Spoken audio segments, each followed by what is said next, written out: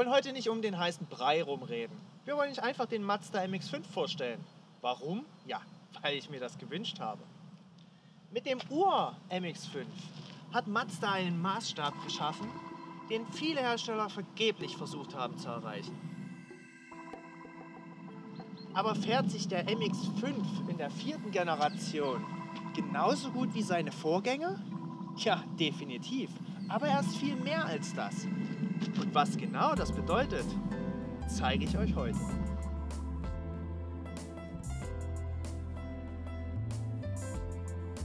Der erste Mazda MX-5 ist aus der Idee heraus entstanden, einen leichten Roadster zu entwickeln, der Spaß macht, günstig ist und sich wie ein britischer Roadster anfühlt. Nur eben mit der Gewissheit, dass er auch früh startet und man nicht jedes Mal ein Öse in der Garage vorfindet.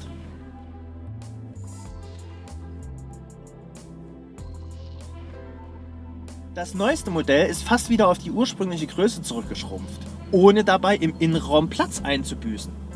Selbst mit meinen 1,87 Meter habe ich noch gut eine Handbreit Platz unter dem Verdeck. Wirklich praktisch finde ich aber die Geschwindigkeit, mit der wir das Verdeck öffnen können. So schnell kann das sonst wahrscheinlich keiner heutzutage.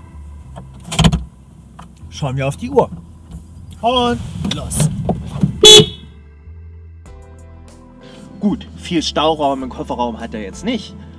Aber es ist dennoch ausreichend. So haben wir unser komplettes Kameraequipment hier untergebracht.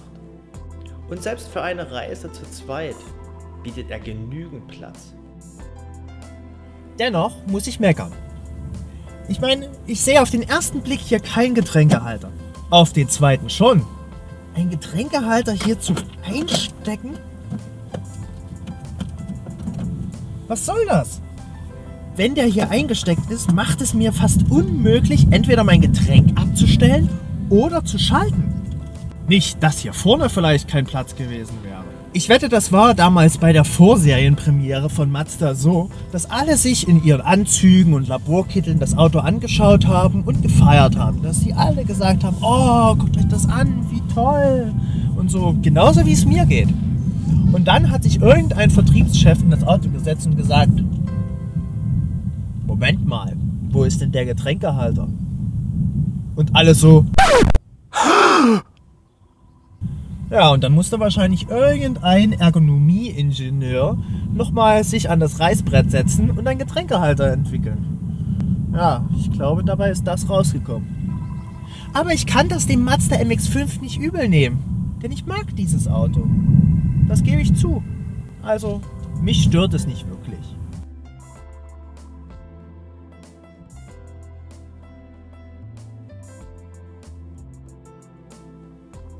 Bei der 4. Generation wollte Mazda einiges anders machen. Sie wollten weg vom Image eines Autos für Friseure, Erstsemesterstudentinnen oder Zahnärzte mit irrationalem Sparzwang. Daher wurde das Design bewusst maskuliner verändert und sollte dennoch dem neuen Kodo-Schnitt entsprechen. Wobei auch der ganz schön aggressiv und maskulin gehalten ist. Für mich jedenfalls strahlt das ganze Design eher nach Hightech mit vielen maskulinen Kurven oder femininen.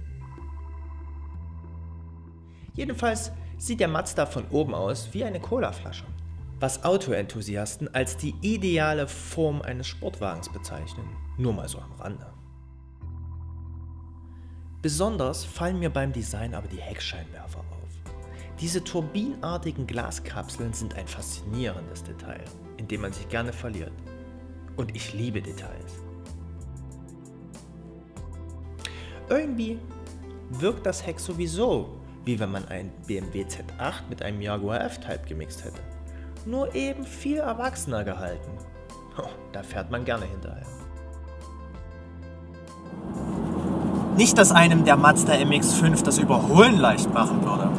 Mit seinem 2,0 Liter Sky Active Motor schafft er auch ohne diese neumodische Zwangsbeatmung satte 160 PS und dreht dabei auch ordentlich auf. Knapp 7,3 Sekunden von 0 auf Landstraßentempo und 214 km/h Spitze sind schon recht ordentliche Werte, bedenkt man den günstigen Preis. Damit schlägt er sich zwar auch ganz gut auf der Autobahn durch, sein Revier ist jedoch die Landstraße, weswegen wir den ganzen Quatsch auch einfach mal lassen. Aber kommen wir mal zum Wesentlichen. Warum macht er mir eigentlich so viel Spaß? Was ist Mazdas Geheimrezept? Die Antwort ganz einfach: Gewicht. Das Verhältnis aus Leistung und Gewicht hat Mazda ganz genau beim MX-5 auf den Punkt gebracht. Er ist weder zu schwer noch zu leicht. Und mit dem 1,5 Liter Motor speckt man nochmal 50 Kilo ab, ohne ins Fitnessstudio zu gehen. Das macht mal einer nach. Damit wiegt der Mazda sogar weniger als sein Urmodell von 1998. Kein Scherz. Trotz des Sparzwangs ist alles verbaut, was man heutzutage so in einem Auto haben will. Navigation, Airbags, Fahrerassistenz vom Feinsten, Sitzheizung und einiges mehr.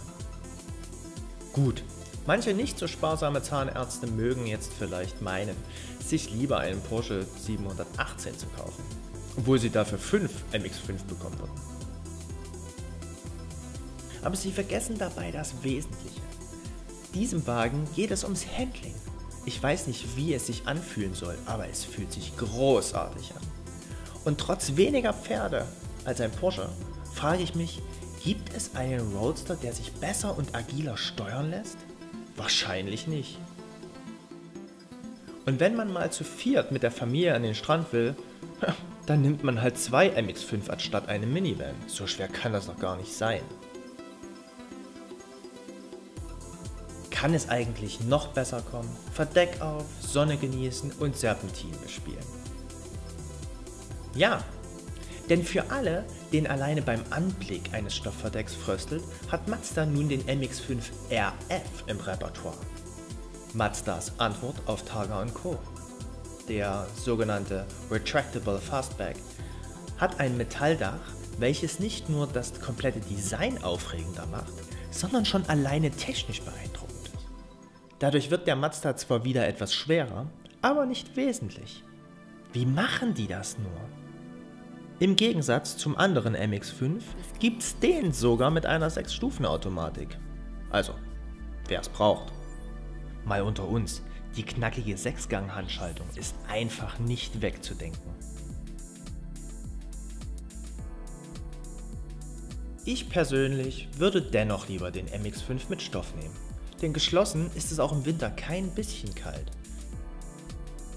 Und so ein Sondermodell Sakura mit dunkelrotem Stoffverdeck und Lederausstattung in beige würde ich glatt gleich mitnehmen.